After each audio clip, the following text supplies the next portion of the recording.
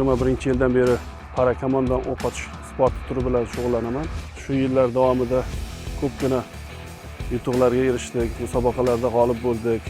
Yaqinda o'tkazilgan Milliy gvardiya qo'mondoni kubogida faxrli o'rinlarni oldim, 2-chi, 3-chi o'rinlarni olishga muyassar bo'ldim. Hozir mana mashg'ulotlar jarayonidamiz. O'zbekiston chempionatida tayyorgarlik bo'lyapti. Shu tayyorgarlikda o'quv mashg'ulotlarini o'tkazyapmiz. Kelajakda yana bu yil rejalarimiz Osiyo chempionatida qatnash, jahon chempionatlarida qatnash, shunga harakat qilib trenirovkalarni o'tkazib boryapmiz.